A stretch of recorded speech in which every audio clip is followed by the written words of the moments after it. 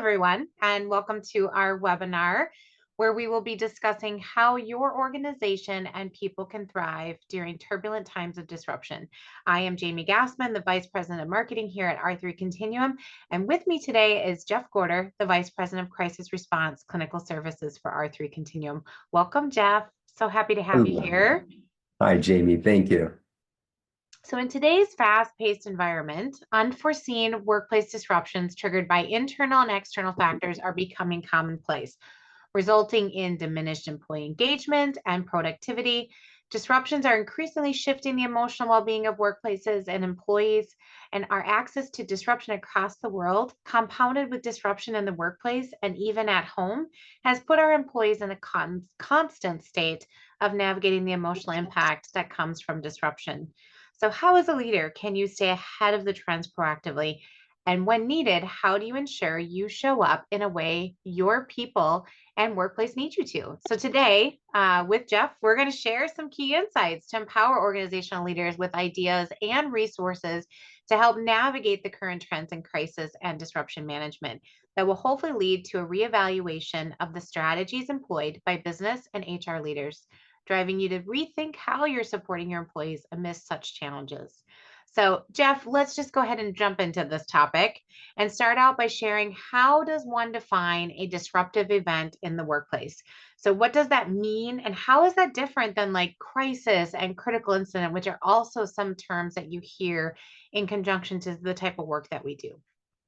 Sure. Well, first, Jamie, I'd like to say that we planned that. That was an in vivo experience of what does a crisis involve and feel like, and how do you adapt to it in a quick and on your feet way. So, no, I don't mean to minimize it, and thank you for all of you who have stayed on. I appreciate that very much.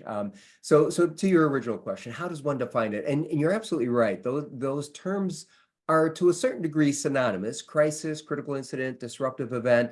They are all, let's say, in the same sphere. The trouble is, crisis is so broad that really has a, it's so broad, so nebulous, it's hard to make that a definition.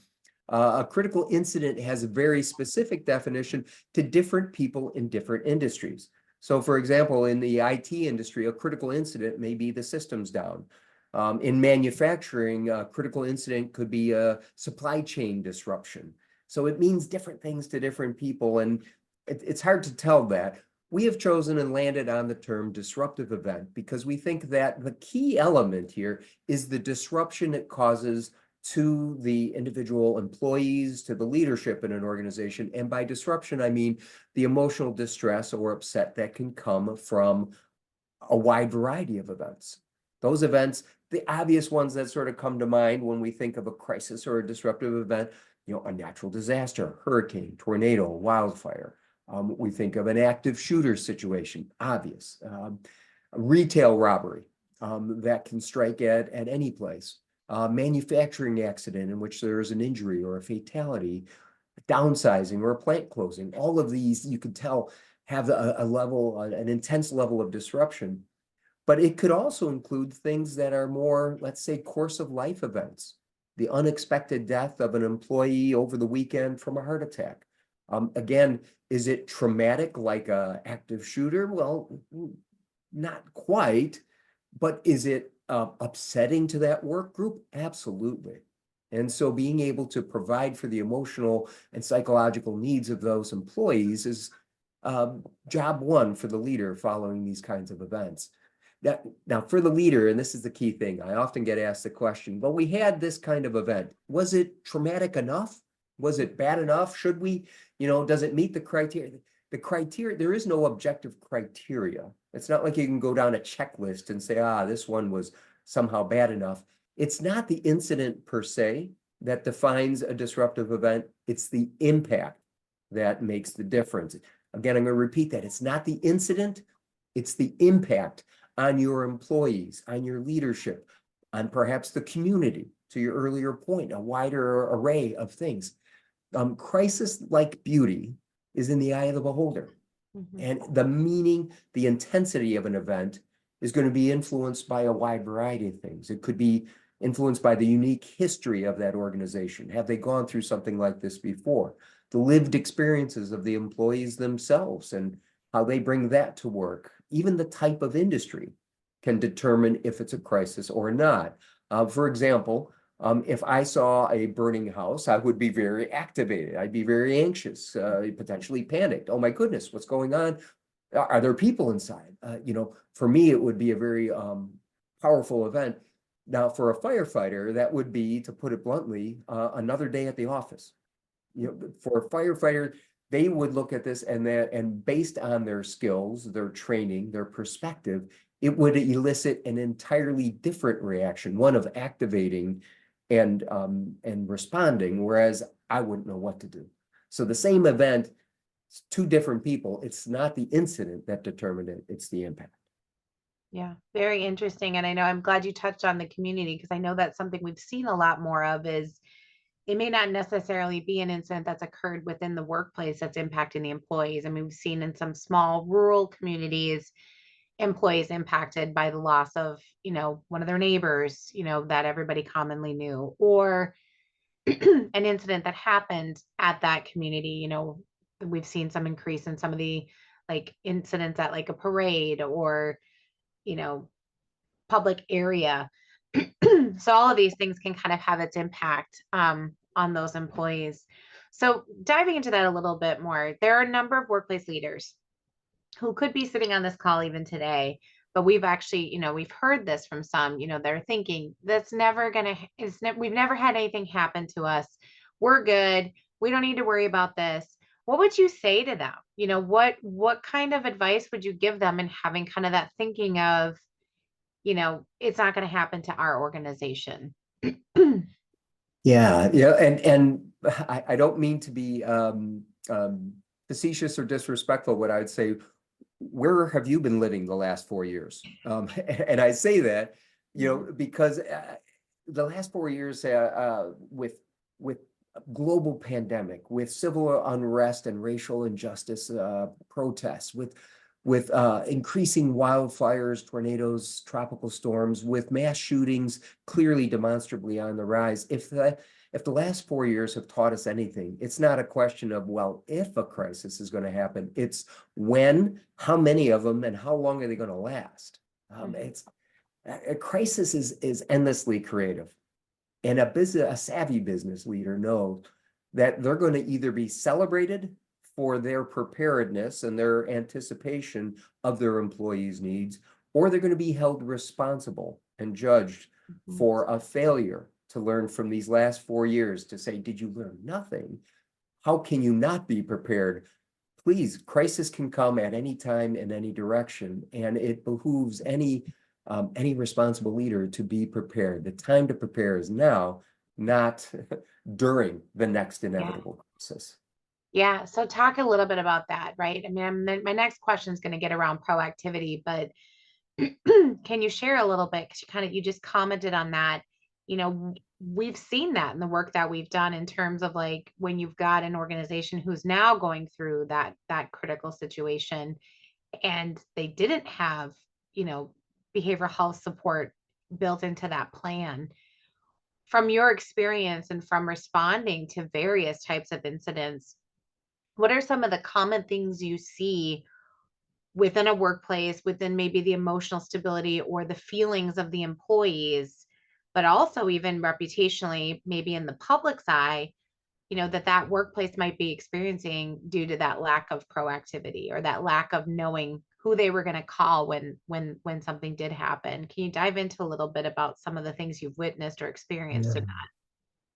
Well, think as you look at the list of the kinds of things that I described, certainly those large scale events and even smaller ones, even the death of an employee, the common thread through all of those is that they create a situation that triggers the survival mechanism in all of us. This is a little bit of Psych 101, but even the death of a fellow employee brings us and triggers that part that says, okay, that's not supposed to happen. This is a scary thing. It brings about the, what if that could happen to me? And we don't think about it. We don't make it happen. It's built into us. It's hardwired. It's the survival mechanism that kicks in, and it brings us into a more primitive state.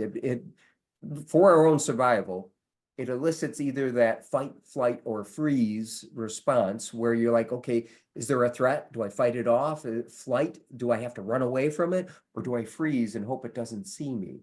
Now, I share that because all of those reactions are going to occur. They're not things that you can stop. You can't mandate that it don't happen. It's going to happen because it's built into every one of us as humans. And so when these situations strike a workplace, your workplace is your workforce is upset. They're disrupted. They're concerned. They're anxious. They're frightened. They're not sure what to do. They're not thinking straight. They're in that survival mode. Here's the secret. So are the leaders. Leaders are also directly impacted, sometimes even more so, because they have the double burden of saying, and I now have to protect. I have to respond to, I have to care for my work group. So add all of that in, and in the midst of a crisis, that is the worst set of factors to try and come up with a brand new effective solution that I hadn't thought of before to respond just to this. No, clearly means that if I have a plan in place, even though all those things are still going to happen, all those experiences are going to be triggered, I know what to do. I know who to call. I know where to reach out to. What is my response to this? Having a plan immediately diffuses that I feel threatened and I'm hopeless, helpless, don't know what to do. Having a plan that says, I know what to do. I know how to handle that. Now, what's key here? So let me make the business case. I mean, what I've just described is, that makes good sense from a human perspective. But I think that many business leaders realize that taking care of their people is taking care of their business, besides being the right thing to do based on the things I just described, but it is also the smart thing to do. Companies are being increasingly judged and held responsible for the term of corporate responsibility.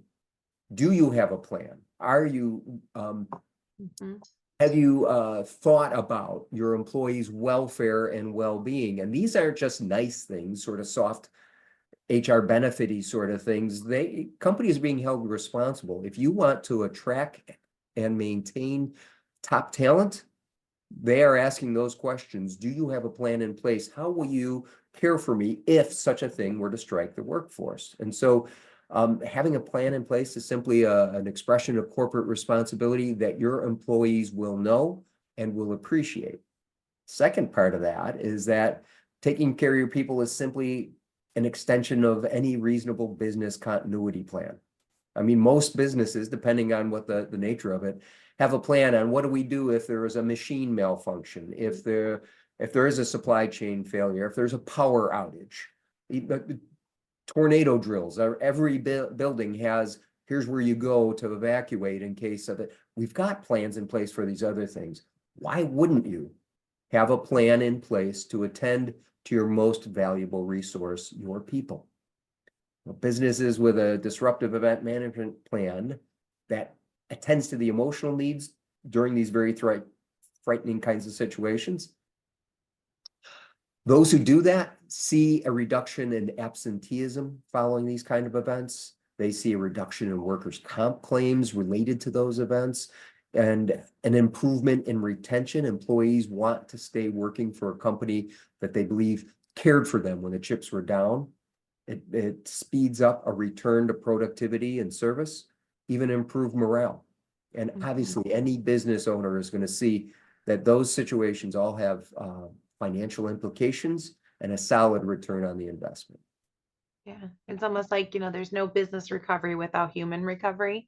You can get that machine back up and running, but if the human behind the machine isn't ready, the machine's still not going to go. Yeah, very interesting. And we've seen that quite a bit in, with the various types of responses we've done, so, looking at that need for proactivity, the need for, being aware of, that the incident doesn't have to necessarily happen within that work environment.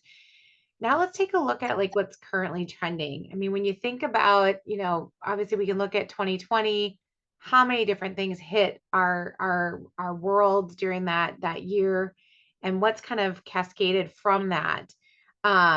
what are some of the current trends that workplaces are facing from a disruptive perspective? What are you seeing in the types of, responses that R3 is doing that, maybe is surprising, maybe it's just something to make sure that people are aware of, talk a little bit to that in terms of making so the audience is aware.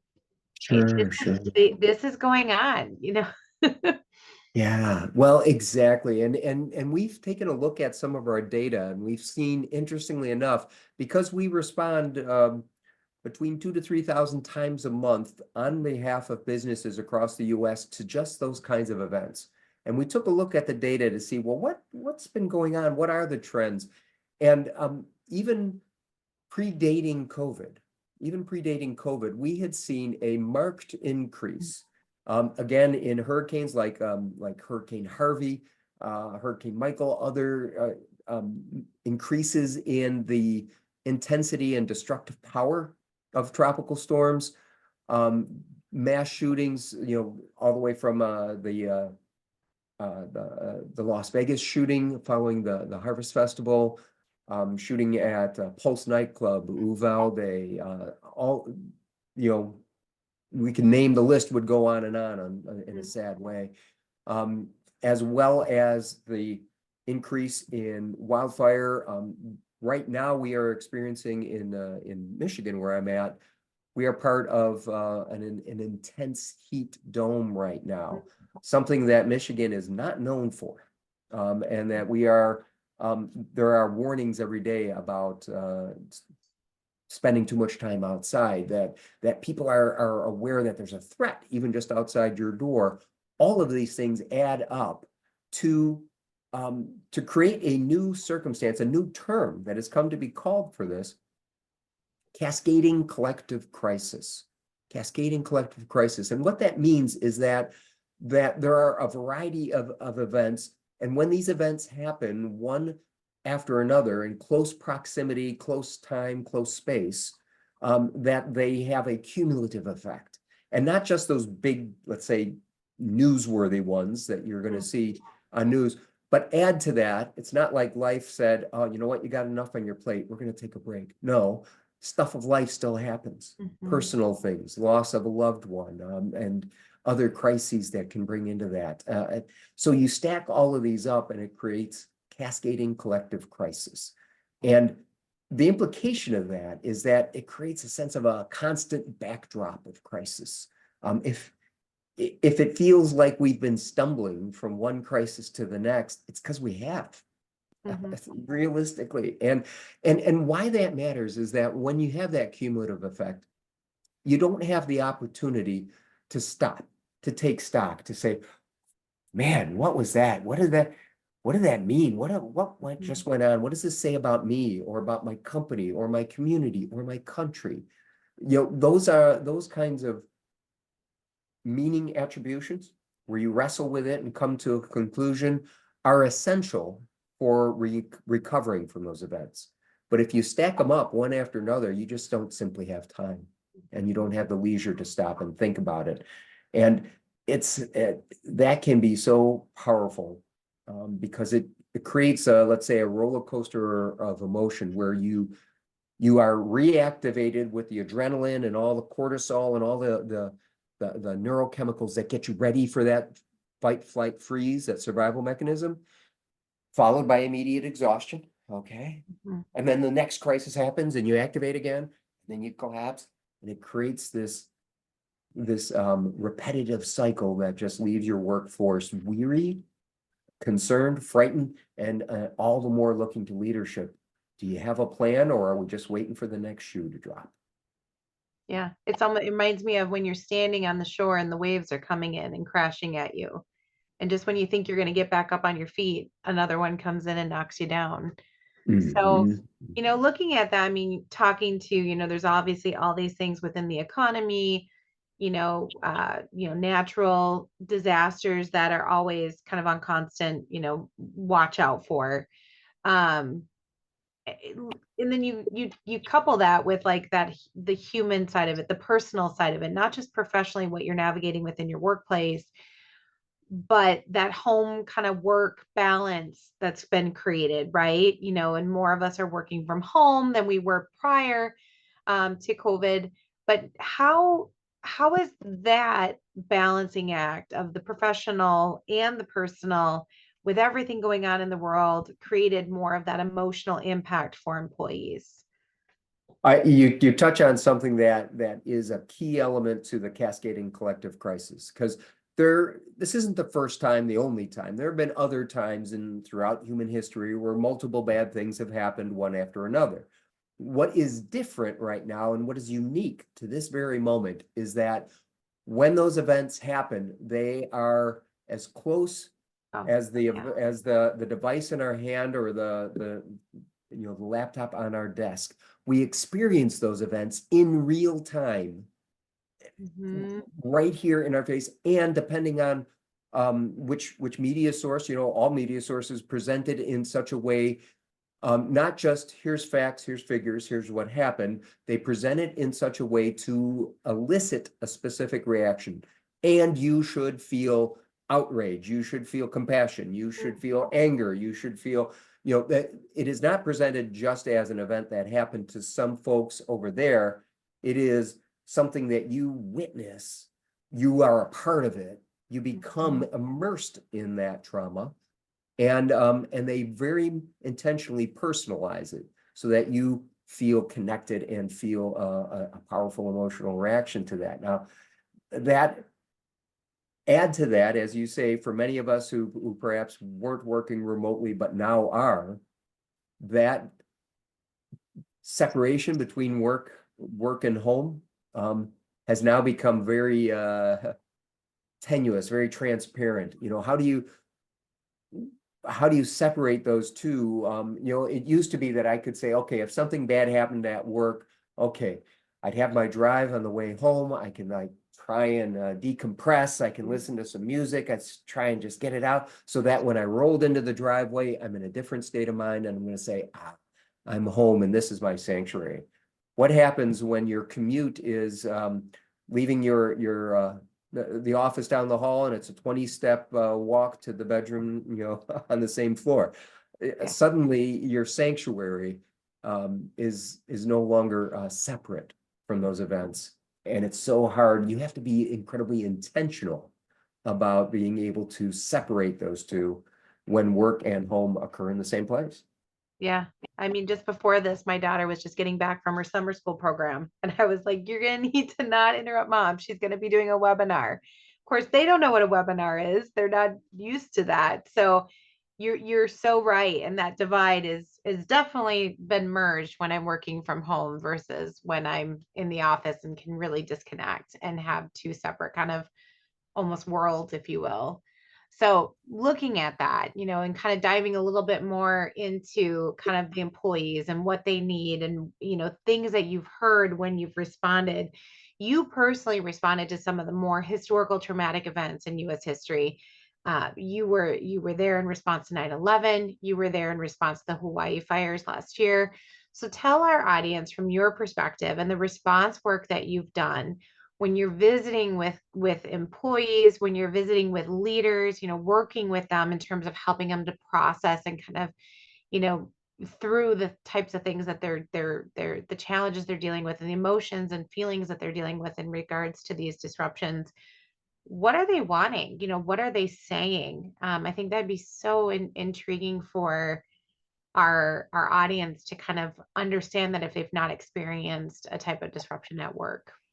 Yeah, no, it is a very humbling thing to walk alongside folks who have gone through what is in all likelihood perhaps one of the worst days of their lives. And those large scale events are exponentially powerful because of their, not only the emotional impact, but often they're accompanied with the loss of loved ones, the loss of a home, loss of a job, all of the things that are anchors and are connecting points for us to be able to respond to that. But what has been constant through all of the events that I've been to, I have never failed to see and been, again, completely humbled by the incredible resilience of the human spirit in those times. when I've seen people that respond to these occasions. I'm reminded of the quote from Mr. Rogers. Somebody asked them, how do you make sense of crisis, of a tragedy, of a disaster? And he says, you look for the helpers. And I have invariably seen how even those who have gone through the event themselves, who have been tremendously impacted, yet they still say, listen, I want to do something for my community. I want to do something for my company. I want to do something for my family right now. And they rally to these situations. And here's the key thing, because we operate for businesses, this was such a surprising thing, but I've seen it over and over again. If I were to ask an employee, what do you most want right now? 9 out of 10 of them are going to tell me, I just want to get back to work. Mm. And what they mean is, I want to get back to doing something that is familiar, that is predictable, that I know what I'm supposed to do. I have a sense of agency. I didn't know what to do when the crisis hit. I know what I'm supposed to do on my day-to-day job. And it turns out there is surprising comfort in the mundane, in the usual, in the normal. They want to get back to something that feels normal. And so it turns out that when we talk about resilience, one expression of resilience is returning to work. It's an expression of functional resilience, getting back to doing something that makes sense and that makes me feel like, okay, I'm actively involved in something that will meaningfully provide for my family or for my recovery or for my restoration of my community, whatever it might be. The idea that we might say, listen, you take as much time off as you need and you let me know when you're ready to come back to work is not a good plan. What you find is that 6 months later, that person is still at home with the shades drawn, staring at the wall, feeling more and more like this ain't the way it's supposed to be. I want to get back to work and doing what I'm supposed to do. And so work is intimately connected with functional resilience and recovery.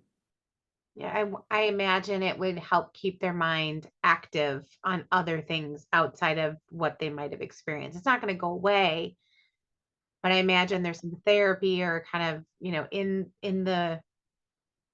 in helping them to kind of get back into something that they're really comfortable in doing and keeping that mind kind of occupied and off of the tragedy or the circumstance.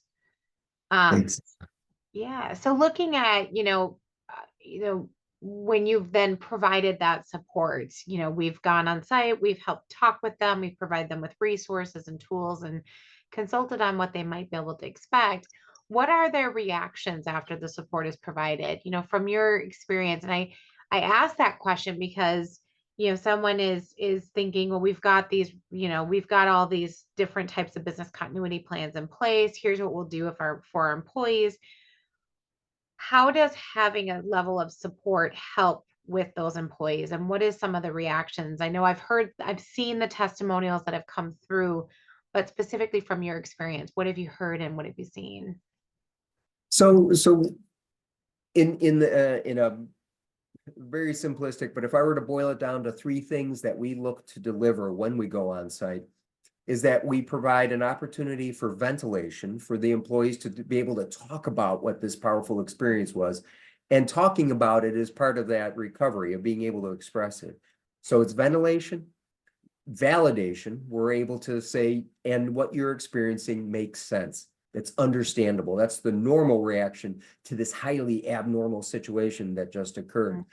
Now, that might again sound simplistic, but the fact is we tend to be our own harshest critics. That when we're going through that, I'm like, man, I'm feeling this emotional roller coaster. I'm super jumpy. I'm having difficulty concentrating. I'm having struggle. Maybe I'm not doing it right. Maybe I'm not strong enough. Maybe I'm not smart enough. Maybe there's something wrong with me. And we can be so harsh on ourselves.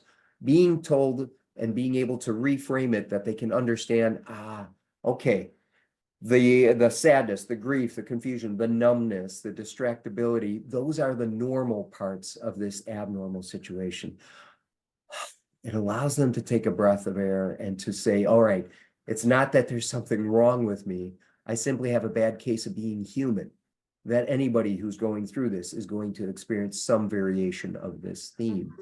And that frees up so much energy so that they can then make the next right step. So it's ventilation, allowing them to talk, validation to help them understand what they're talking about, and then education, sharing with them some simple things. Here's some things that are best practice that have been proven, time-proven ways to cope, to respond, some simple things you can do right now for yourself, for your team, for your family, that can help you not make it go away. You're right, it's not going to make it go away, but be able to say, what's the next right step? What's the one after that? And the one after that? How do I keep moving forward rather than, again, feeling hopeless and helpless and stuck? Yeah. So ventilation, validation, education. I like that because it just kind of boils it down to really simplistic terms, what you're looking to do when these types of situations happen. So I have a question, or kind of really something to kind of dive into a little bit. You mentioned ventilation for them to have that ability to talk. Now, I know myself, I am very vocal when I have to get something off my chest. I have to talk it out. But everybody's so different. And so kind of touching on that from an employee perspective, having leaders be aware that, what are some of the common themes you see in how people respond to these? Because you're going to have some that are very vocal, and you're going to have some that are just listening, and you're going to have some who are kind of somewhere in between, or there's, different levels of how they need to process it. Can you talk a little bit to that? Because I could see where an employer might be like, well, they didn't really talk, so did it even work? Did I even help my people? And how can we reassure leaders that no, it does still help? Everybody just processes their response to this trauma a little differently. Can you dive a little bit into that? Sure, sure. Well, and that you touch on a great point, because it's research has shown, and this is fairly well documented, that there is a difference between received support and perceived support. So received support is offered and the people say, yeah, that sounds great, I'll take advantage of it. And they sit, participate in a group or talk with the provider, and there is a certain amount of gain that you can measure from that. Received support was helpful. What was surprising to the researchers is that perceived support, the offering of support, even if they chose not to take it, had in some situations an equal, if not greater, beneficial impact to many of the employees. And it's like, how could that be? And what the determination is, the theory behind that is that the offering of support provides a moment of choice. Perhaps the first positive choice following this event in which they had no choice. They couldn't stop the event. But this is the first choice where it in a subtle way, elicits a self-evaluation where the employee says, oh man, that was terrible. What am I going to do? My employer is offering an on-site resilience coach, or providing a consultant who's going to be able to help me through this. Do I want to talk with them? No, I don't think I need that. Instead, I'm going to call my partner, call a spouse, call my friend, reach out to a faith mentor, go online and get resources. I'll go for a walk. And it doesn't matter what the other reactions are, but they have subtly self-assessed that they are doing well enough that they don't need this. And instead, they're going to do something else. Yeah. That in and of itself is a gain, even if they never talk to the person. And then now add to that that there is an additional gain that many employees will say, no, I don't think I want to talk with them, but I'm sure glad my employer offered this. Mm-hmm. That gain is immediate and demonstrable, where they're going to say, this tells me something about my employer. This tells me about the culture of this company, that when bad things happen, they take an immediate, responsible effort to care for us. I want to be with a company like that. And so it makes a difference, even if it's offered. Yeah. So, and piggybacking on that with this next question, looking at today more than ever, why is having, that support even more important? There's so much talk about mental well-being, holistic well-being, mental health, behavioral health in the workplace. from your clinical opinion, why is this even more important now than what we've seen in the past? Or is it not any more important? It's just there's a lot more that's going on, which drives that. But Yeah. what are some of your thoughts around that from a clinical Sure. perspective? Well, it's an interesting thing that in there's two things. One is a demographic change, which is to say, I am here I reveal my age, but I am at the very tail end of the boomers. And that in that generation, if someone were to approach a boomer and say, "Oh, the your employer is offering counseling," they would say, "They're offering counseling? Why?" Whereas for millennials, Gen Zs, the emerging workforce, soon to be the dominant workforce, the question would be, why isn't my employer offering that? That is, it would be expected and would be, conspicuously absent if it wasn't. There would be a judgment that would follow if they weren't being offered appropriate resources. So that there's a greater openness to accepting that type of service. Now, I add to that, one of the things that was I don't know if you can call it this, but a positive outcome following the pandemic is that in many ways it was the great equalizer in terms of mental health. It created a level of stress globally. And if somebody were to come and say, I gotta admit, during the pandemic, I was really stressed, and most people would say, "Yeah, get in line." I mean, it took away the idea that feeling stress or having some emotional struggle with a thing is only for a few people and only in certain circumstances and shouldn't be talked about. We all were faced with the same incredible stressful challenge, and I think it made people realize, yeah, maybe we can and maybe we should take care of it. So that I think it makes it, one, there's a greater openness and receptivity to it now than ever before. Because of the events that I talked about, cascading collective crisis, the need for it has never been more apparent. I would be fooling myself if I said, well, even though we've gone through this period of intense crises, I think we're in the clear and we're not going to have any more crises from here on out. That's a fool's hope. Things are going to happen as things do. But the key element and why I think it's also more important is that it works. I go back to the concept of resilience. I go back to how we are stronger than we give ourselves credit for. We can respond to this, but leadership plays a key role in that. And that if leaders are able to provide the opportunity, the perceived support, folks can make the choice to decide if they want to use it or not, but that puts them back on that path of recovery. And I want to be clear here because I just, to be absolutely crystal clear, I am not minimizing or dismissing the very real pain that accompanies these kinds of events and that people go through. I am not whimsically saying, well, just do this and the pain all goes away. I would never want to diminish the suffering that they're going through. But by that same token, I would not want to minimize or dismiss the resilience of the human spirit to rise to that occasion, perhaps even rise above it. That is, throughout history, how people grow, how people have grown in what in olden days might have been called wisdom, where you would say, I would never want to go through that again, but I learned something about myself, about my company, my community, my country.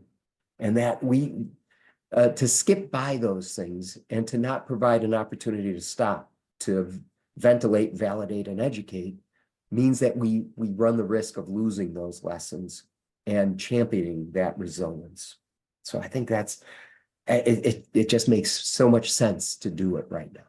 Yeah, absolutely. That was very powerful words on that topic. And looking and before I dive into this last question, and I like, touching on those leaders, touching on that ability to really make a difference when something like this happens, to really show up for that organization and for their people having them equipped with the right tools and resources, having them empowered to know what to do can be such a game changer for how that leader shows up in the face of that challenge.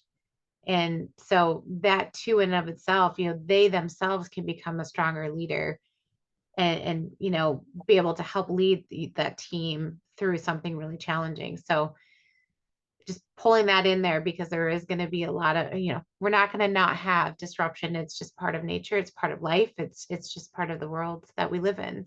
So, Well, um, yeah, yeah, and another way of saying that is that your employees are going to go through a crisis with or without you. They're yeah, going to go through it. So here's the time to lead them. yeah, absolutely.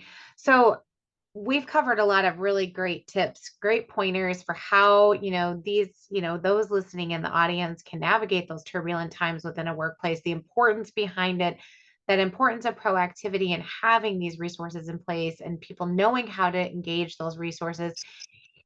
If you were going to narrow it down to your top 3 key insights, the top takeaways you wanted our audience to get from this conversation today, what would those top 3 takeaways be? I think I'd want folks to remember it's not the incident, it's the impact.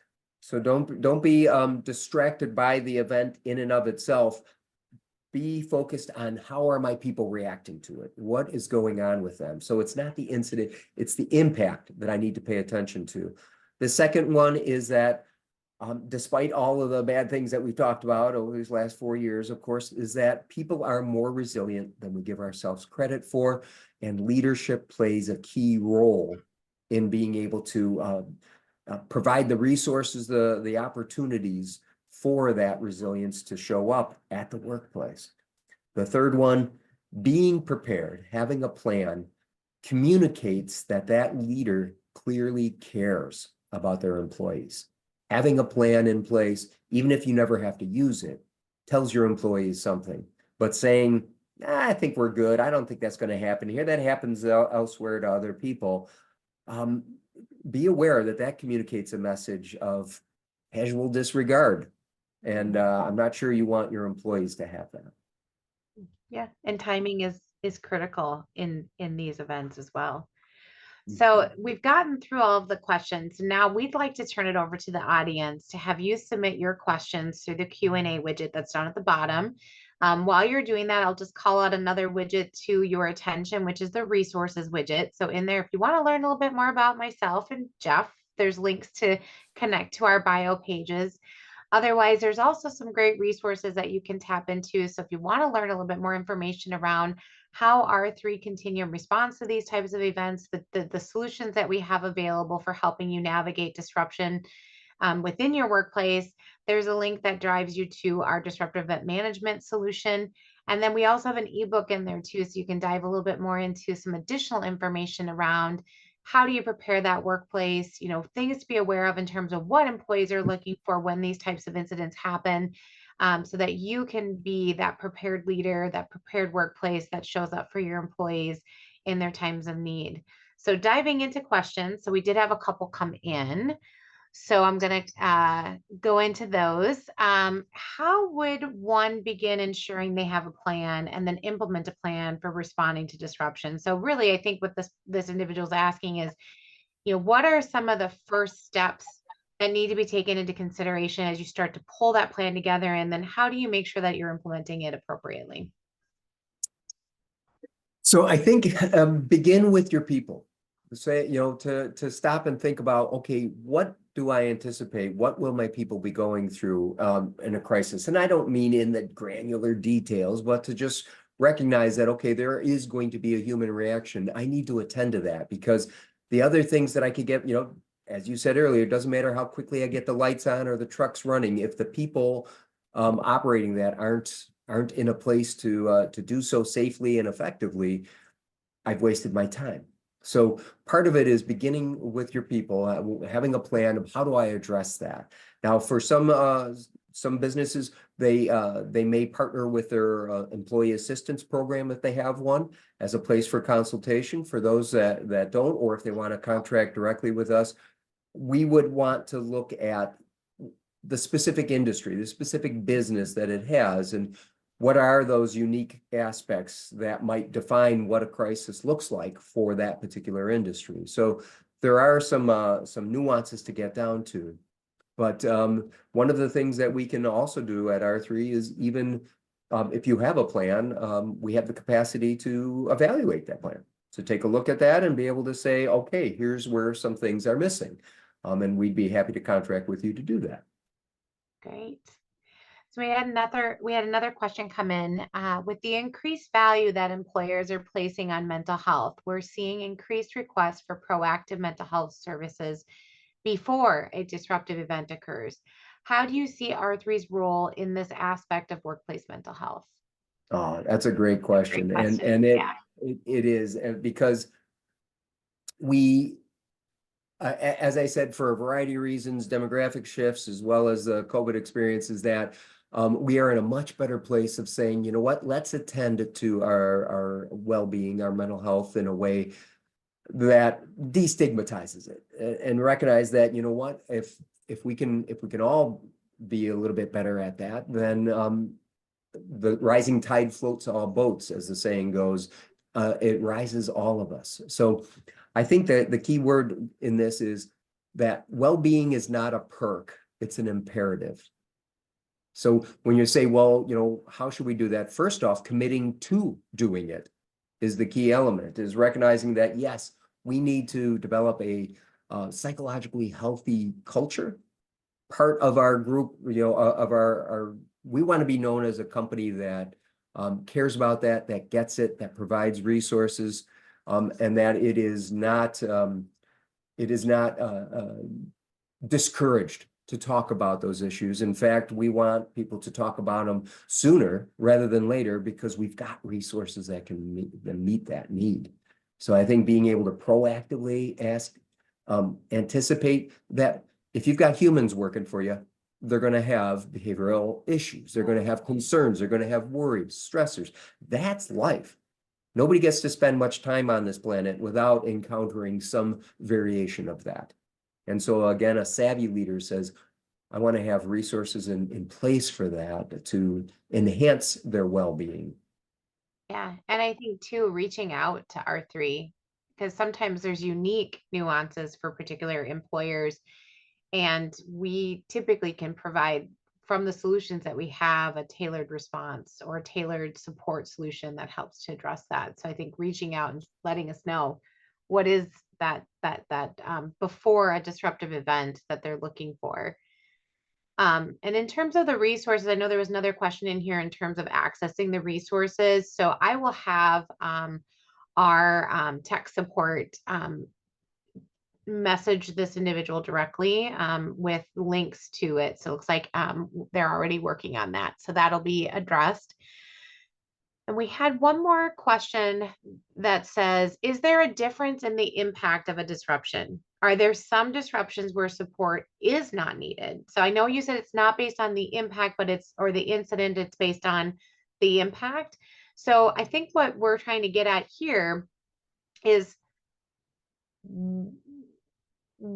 kind of what are some of the things that an employer should watch for, or what should they be mindful of when they need to make a decision on terms of if there's been that impact, or that there might be an impact. So to the question that was asked before, you know, if there's a before an incident, what are some of the things that an employer should look for or keep in mind when they're considering whether they need to bring in support for their people? Because, and, you know, just to add to that, you know, where I think this particular question is going is, you know, you think about, we've seen incidents that are happening, shooting in a nightclub in Colorado Springs.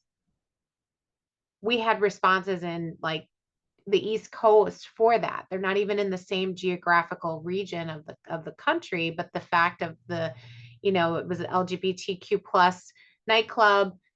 There's a particular group of employees now in a different, you know, part of the country that are being impacted by that and disrupted by that particular event. And so what are some of the things, you know, another workplace might not have thought that might impact their employees? So what should an employer be looking for? What should they be watching for as we kind of navigate, you know, that cascading collective crises that are happening within the world, within the country?